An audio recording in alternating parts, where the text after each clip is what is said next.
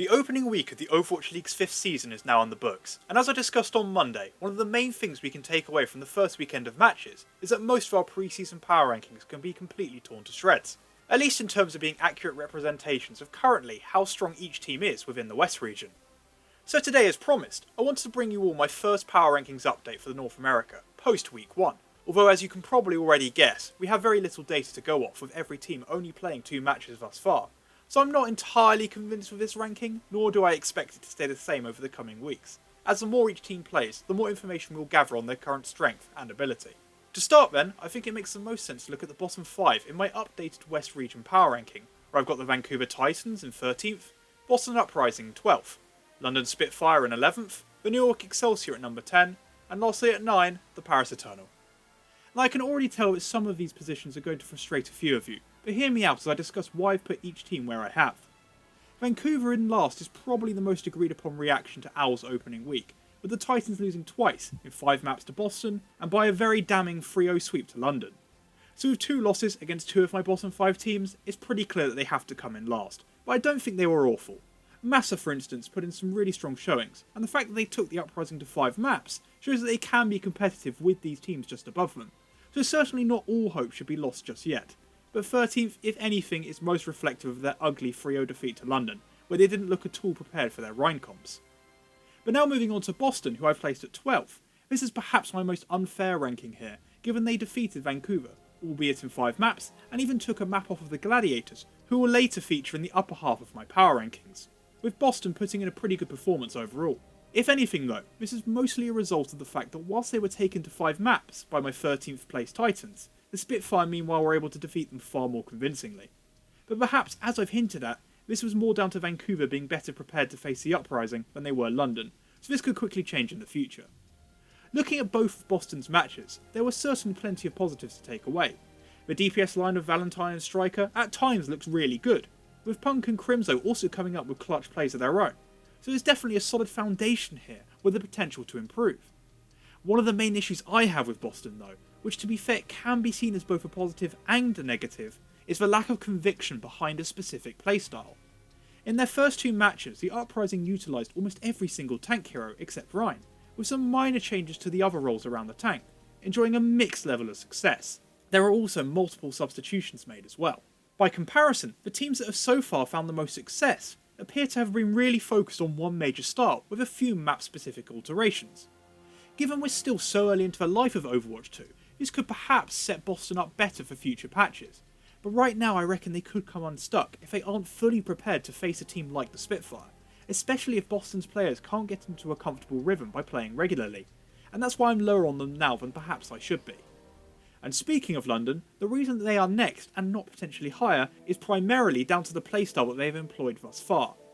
I have to give full credit to this squad for how they dominantly defeated Vancouver, in a fashion far more convincing than the Uprising, hence why they rank above these teams. Halley in that series really highlighted why people were so high on him coming out of contenders before last season, whilst Backbone and Landon put in performances that were far better than what I was personally expecting. It was their loss to the shock however that is the reason why I can't put them any higher this week. In many respects from an abstract point of view that sounds odd, as the Spitfire should have lost to San Francisco anyways, especially as the Shock look right now to be one of the best 2 teams in the league.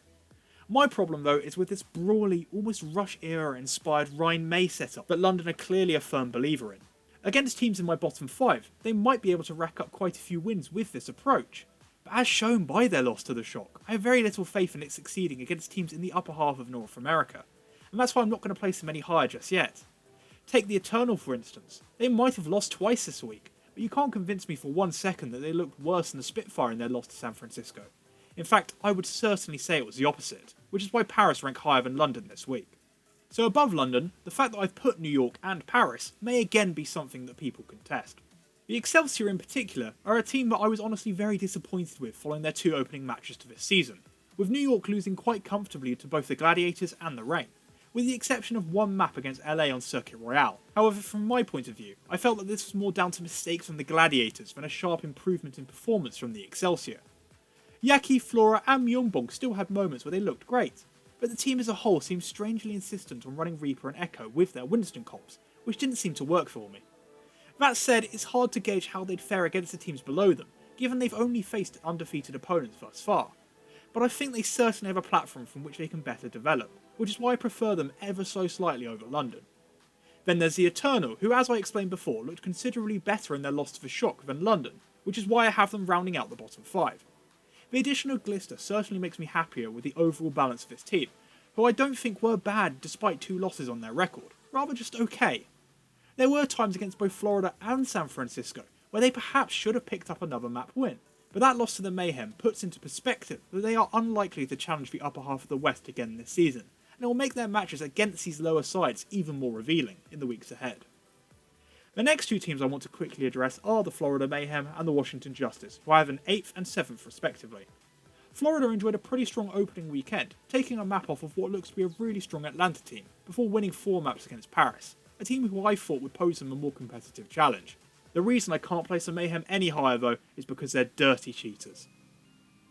No, in all seriousness, it's a lack of map-to-map consistency that concerns me for Florida, despite their players looking pretty good across the board. I mean, that hog pick on Gibraltar is egregious, and I don't want to see that ever again if they're to challenge and compete with the teams in the upper half of the West region. Now, although Washington is included within the bizarre circle of suck, having defeated the Defiant whilst losing to Dallas, who in turn lost to Houston, who the Defiant defeated, for me, they're the team out of those 4 that feel the most out of place.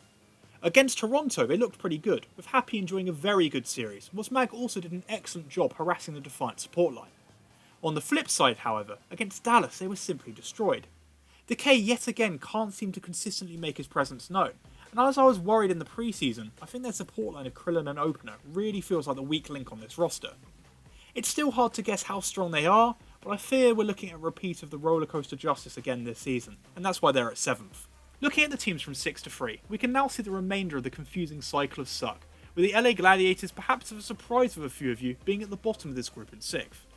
The LA Gladiators were arguably one of the hardest teams I had to rank this week, as even though they may have ended with a record of 2-0, their wins came against relatively weak opposition in New York and Boston, and like many others, I was expecting the Gladiators to win both of these series far more comfortably, which is why I can't have them anywhere near the top of North America this week.